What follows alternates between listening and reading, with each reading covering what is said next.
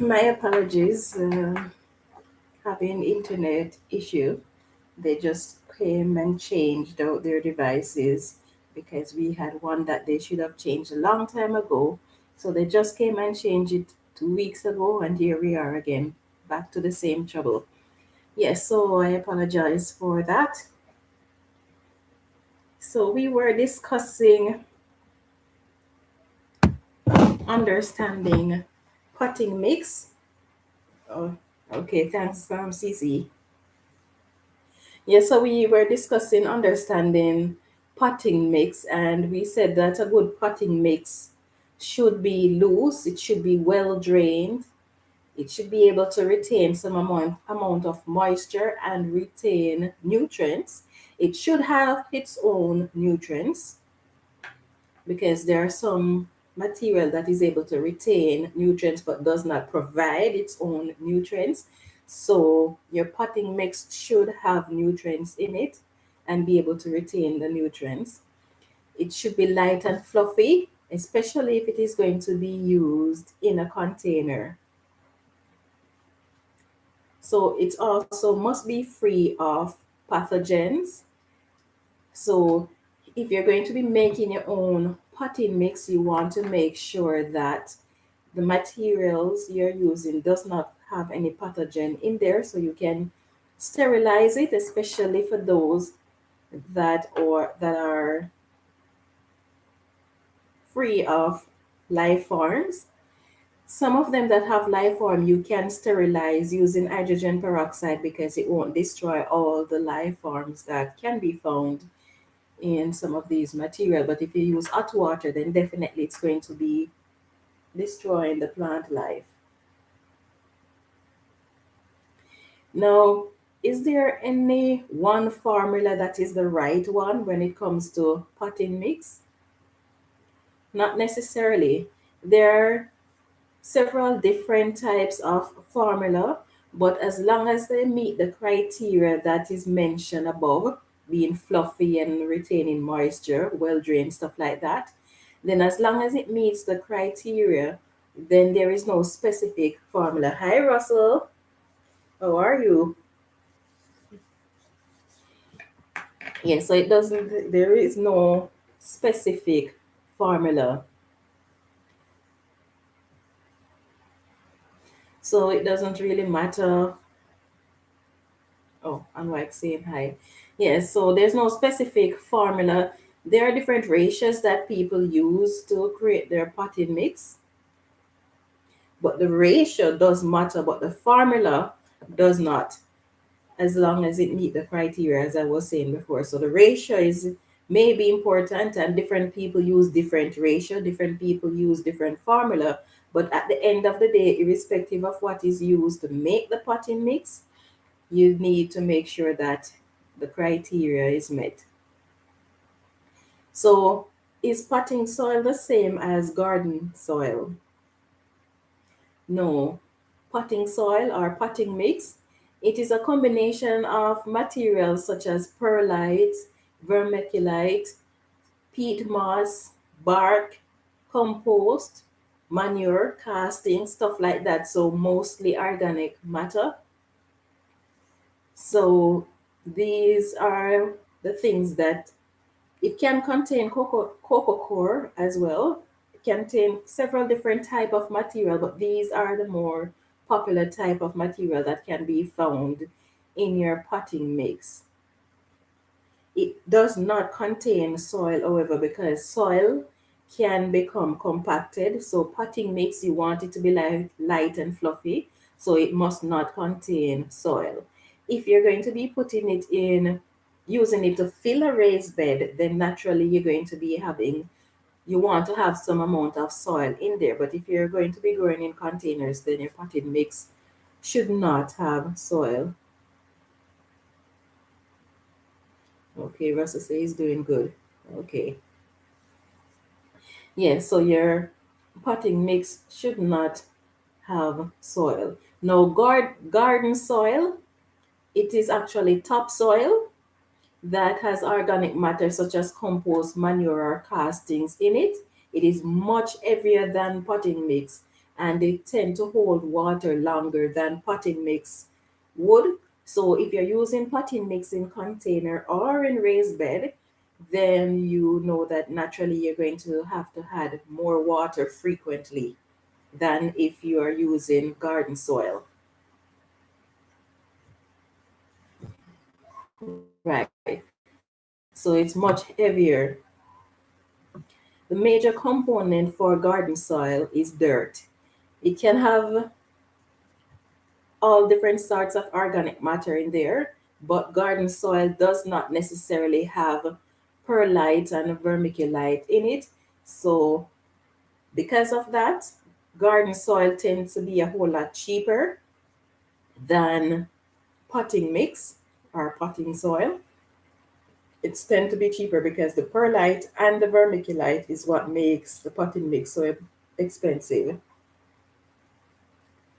Is garden soil different from compost? Yes, garden soil is different from compost because garden soil is actually dirt with compost, various types of compost in it, whereas the potting soil has no soil in it, or the potting mix, it has no soil in it, no dirt in it. Compost does not have any form of dirt and it doesn't have the other components that make a potting soil. Okay. Yes, so the major component for garden soil is dirt. So if you're filling raised bed, then you may want to use garden soil and you might want to top it up with a bit of compost and other organic matter because sometimes the garden soil that you purchase does not have enough nutrients in it to sustain your plants. Some people who sell garden soil may have a reasonable amount of nutrients in there, but in most cases, it does not have enough nutrients to sustain your plants. So, if you're getting garden soil, you definitely need to add nutrients to it.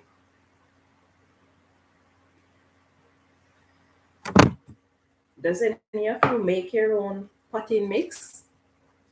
And if so, what formula do you use to make your potting mix?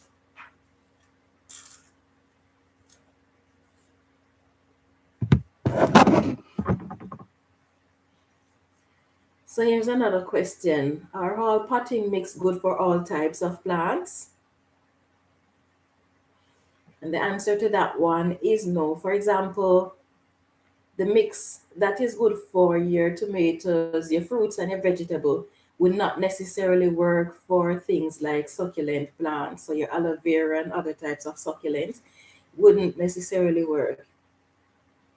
Okay, you use eggshell casting and compost. Okay. I tend to use a similar stuff as well because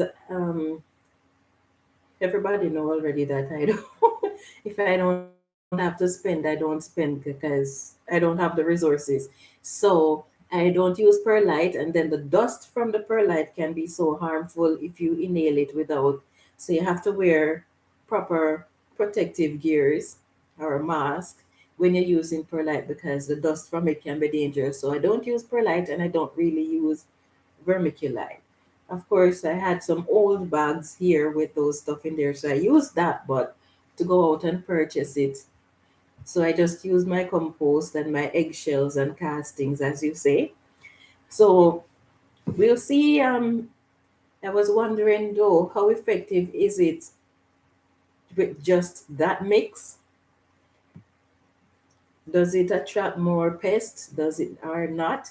But then worm castings is good for eliminating pests. Some of the potting mix that we purchase has substance in there. I wouldn't say chemical, but have an organic matter deliberately placed in it to help to control pests. But not all potting mix are like that.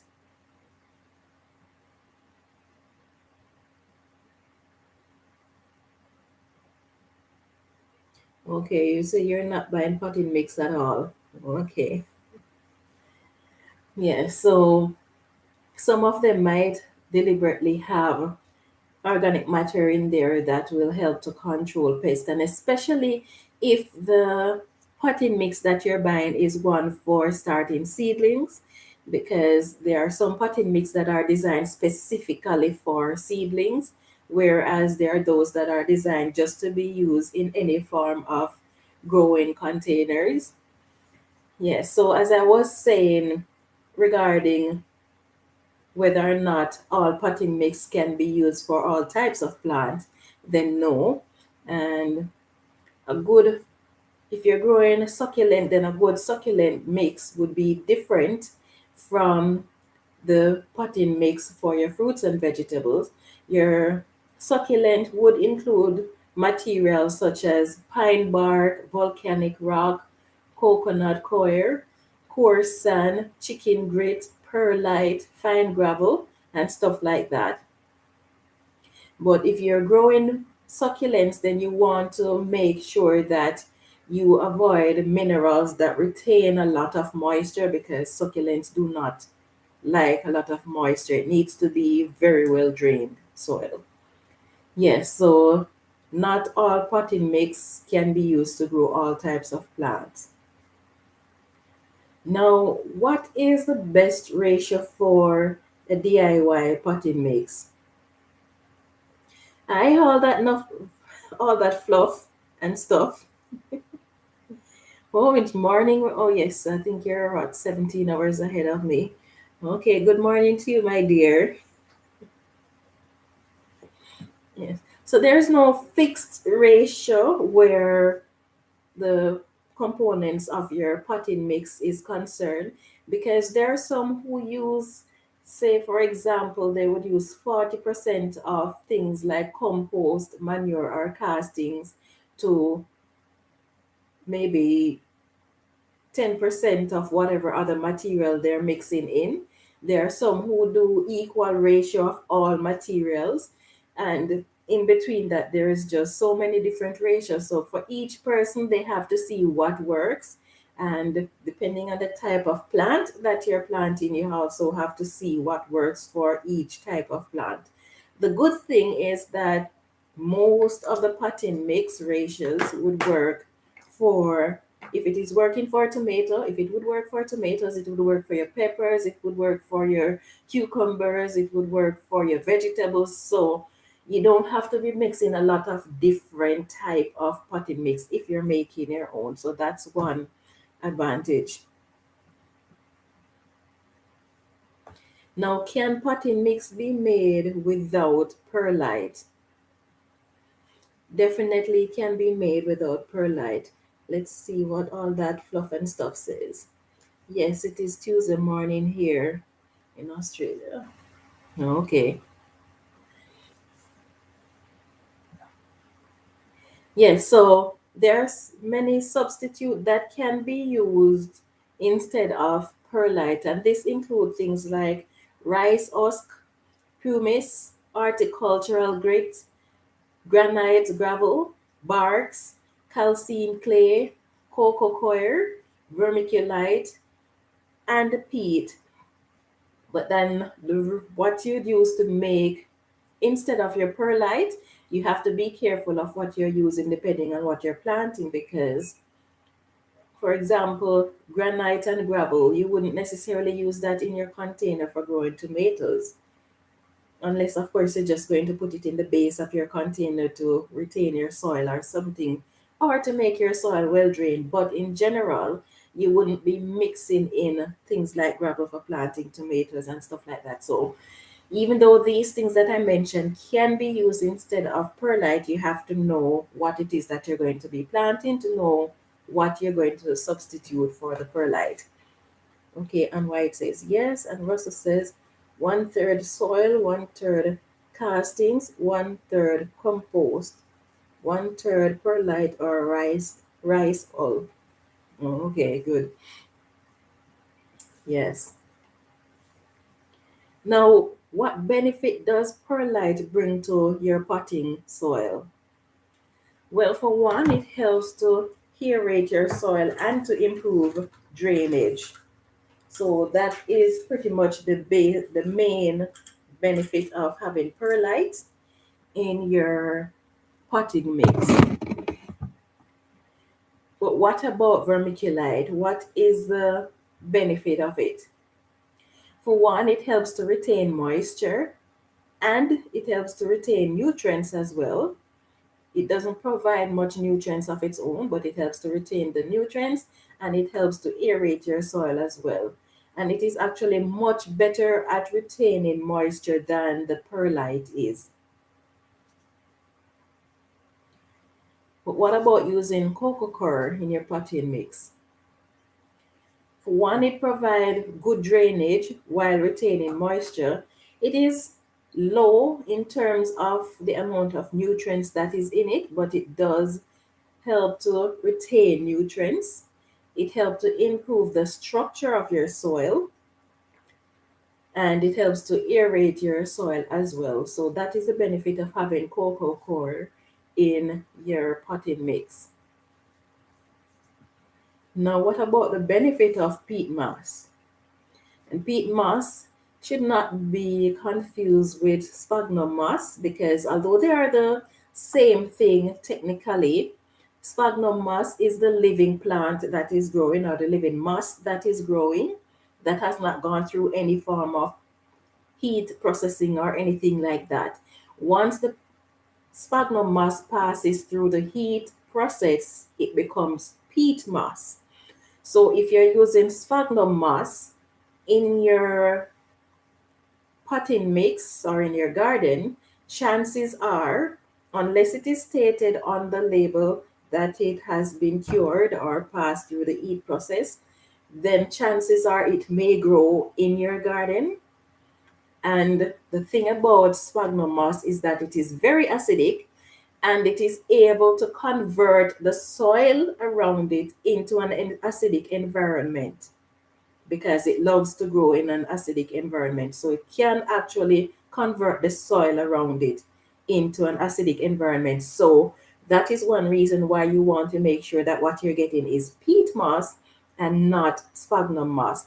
But the thing is, unfortunately, the term sphagnum moss and peat moss tend to be used interchangeably, which is why it is very important that if you're buying peat moss or sphagnum moss, you read the label. Can I ask for yoga, please?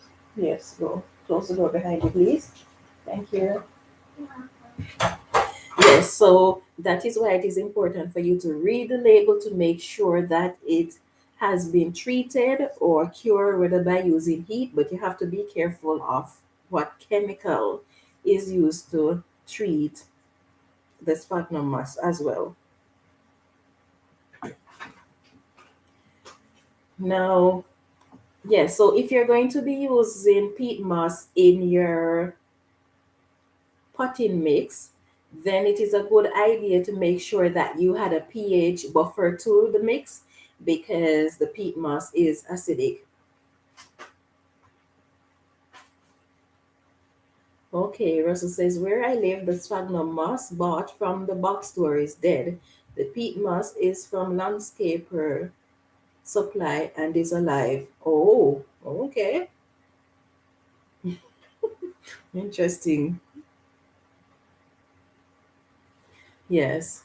So make sure you had a pH buffer if you are going to be using peat moss in your potting mix. Now, what is the benefit of peat moss in your garden? One, it helps to retain nutrients and moisture. It helps to aerate your soil. It is good for acid loving plants such as berries because it has a low pH. So these are the benefits of using peat moss in your potting mix. And now what about compost? Compost provide a limited amount of aeration. So it does aerate your soil, but then over time it becomes compacted. So it provide some amount of aeration. It provide nutrients for the plants. It helps to retain moisture. It helps to amend the soil. It helps to prevent soil erosion, and it contains some amount of beneficial life form. So this is one, or these are some of the benefits that can be had when you put compost in your potting mix. Now, what about worm castings? It has similar benefits to that of the compost, but the benefit is actually more than that of compost. For example, it is said that worm castings can have up to 20 times more nutrients than compost, and it can retain up to 9 times its weight in moisture. It provides good drainage for your soil. It helps to control soil erosion. It provides nutrients for the plants. It protects plants from certain plant diseases. It also contains beneficial microbes. It can help to control pests, some pests, not all. It helps to aerate your soil. It helps to amend your soil. And then it provides all the nutrients that your plants need, irrespective of how much you use. It will not burn your plants. So these are the benefits of using. Oh, and I should also mention that when you use worm casting in your potting mix, especially for your seedling mix, it helps with germination as well, and it helps to protect the seeds from things like fungus or mold or things like that that would grow on your seeds. It even help to protect your plants to some extent, the seedling from dampening off. So that is the benefit of having worm castings in your potting mix. So with these things that I listed here, these ingredients that I mentioned here, all of them can be used in to make the potting mix, or some of them can be used to make potting mix. It depends on what is available in your local, or whether or not you produce these items in your own property, stuff like that. But whatever ratio you're going to use, it depends, it is up to you. But at least having an idea of what benefit each ingredients bring, give you an idea of what you can use to make your potting mix. Of course, if you were to use all of the ingredients that I mentioned here to make a batch of potting mix, it would be like an overkill, because some of the ingredients pretty much have the same benefits, so you wouldn't want to be using several of the different ingredients that is going to provide the same benefit, especially if you're going to purchase it, because then it can become quite expensive. And some people do have just a container garden, and the container garden can be pretty big or it can be pretty small. So it can get out of hand if you're going to be purchasing a lot of material, either to make the potting mix, or if you're going to be purchasing potting mix for your container garden. So because it can be so expensive, and I know that I can make my own, so I make my own, but in order to reduce the amount of it that I use, if I'm growing things in, like, say, a 5 gallon container or a larger container, one of the things that I do to reduce the amount of material that I actually need to fill the container is to fill the bottom of the container with things like, if I have gravel around, I'll use gravel. If I have things like straw, or what's that thing called? Mulch, wood chip mulch, I would put a bit of it in the bottom of the container, because one, it's going to also help to retain moisture if I use things like the wood chip or the hay. So I would put that in the bottom, because really the plant does not, depending on the type of plant, it does not necessarily need 5 gallons of material to grow a tomato plant. So I fill the bottom a bit with wood chips and then just add the rest of the material that the plants will definitely need to it.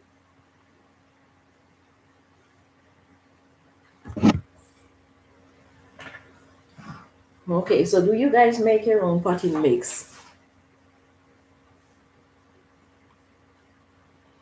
Yes, I do make my own potting mix, but I don't necessarily need a lot of potting mix because I don't really grow in a lot of container, except for this year. I did do quite a bit because of my, what's that thing called? Self-wicking, self-wicking buckets. Yeah, so I had to make, and then for seedlings, if I'm starting seedlings, then I definitely make my own.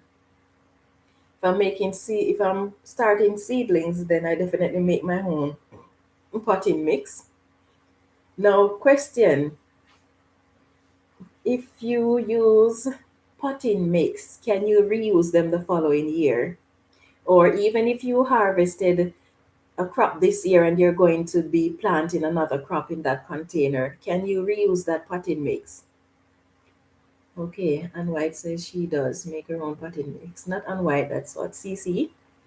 Yes, you can actually reuse the same potting mix that you use for the previous set of plants. The thing is, though, the potting mix, once it has been used once, it does not have the nutrients that the plants are going to need. So it cannot facilitate another set of plants. So you will have to add nutrients to that old potting mix. You have to revitalize the soil, as it were, in order to be able to grow things in there. Sometimes it can be cumbersome because you have to turn out the material and add nutrients and mix it up, and depending on what you're growing, depending on what kind of diseases or pests you faced previously, you may need to sterilize that potting mix before you actually revitalize it.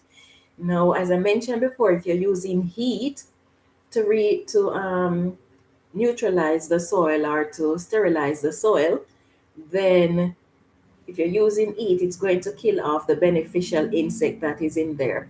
If you're using things like hydrogen peroxide, 3 to 6% hydrogen peroxide, then that will not kill all. It might kill some, but it will not kill all of the beneficial creatures that can be found in the soil.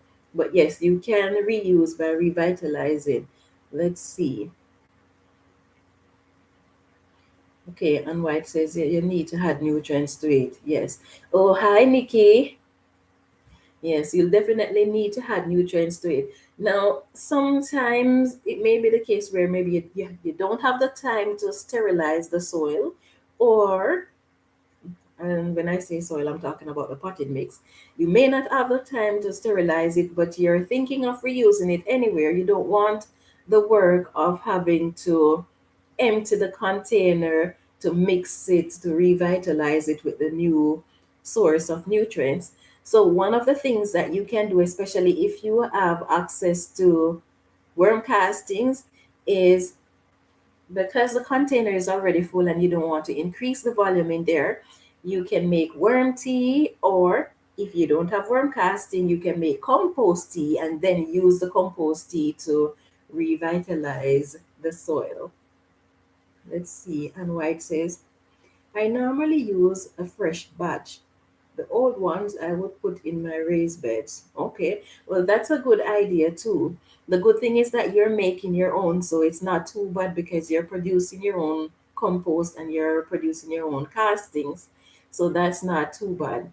But then for those who have to purchase the material every single year, then revitalizing the soil might be a better option for you if you're interested in saving on how much you spend to refill all those containers.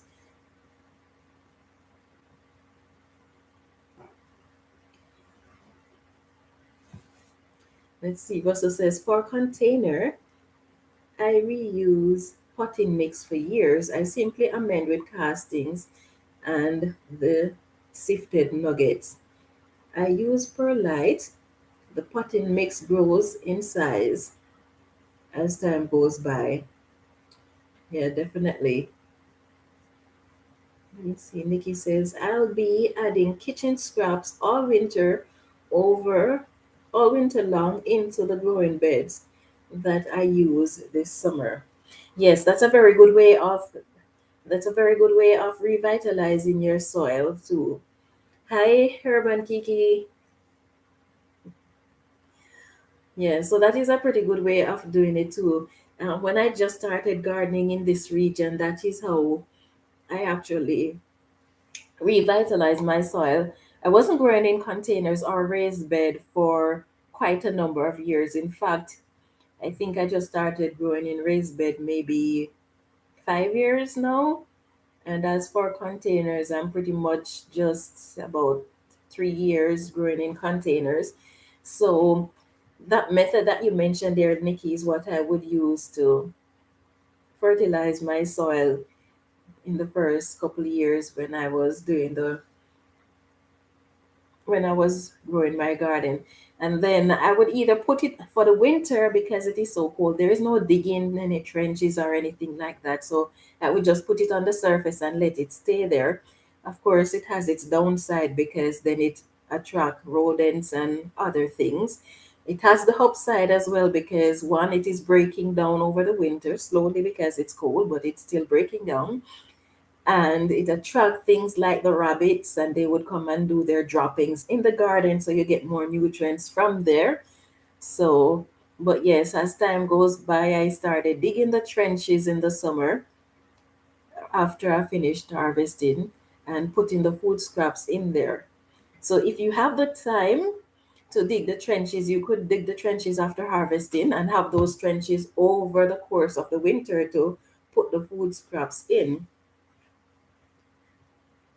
And then, I don't know, depending on how cold it is in your region, the soil might be loose enough where even if it's cold, you can cover over the food scraps, or you might have to just let it stay as is. Let's see. Okay, everyone is saying greetings. Yes, so this is how you, this is the information that I want to share regarding your potting mix and what can be done with it, what you're to look for go to get your own, when you go to purchase potting mix.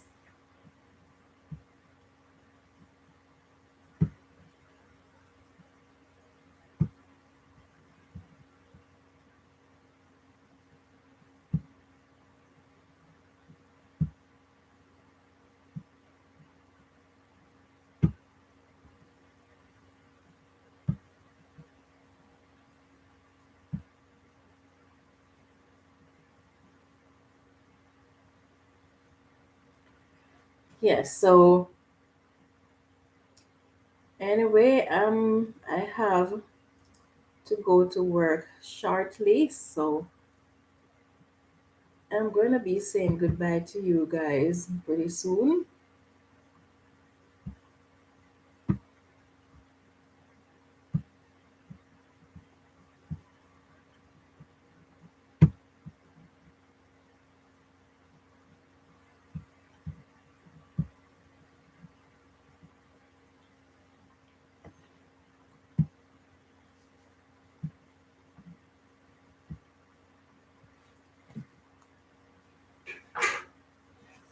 Yeah, so let's see. Nikki says, I showed that in one of my videos. I would pre-dig holes. Yes, I remember you doing the trenches in one of your videos.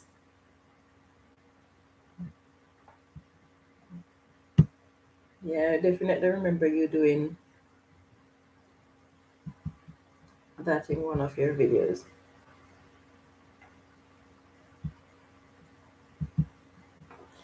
Okay, so I am going to be saying goodbye to you guys. Thank you for joining the live and for your participation. It was a bit rough going in the beginning there because my internet decided that it is going to misbehave itself. So I had to restart. But thank you for your patience and for sticking around long enough for me to restart the live. I hope you guys have a lovely evening.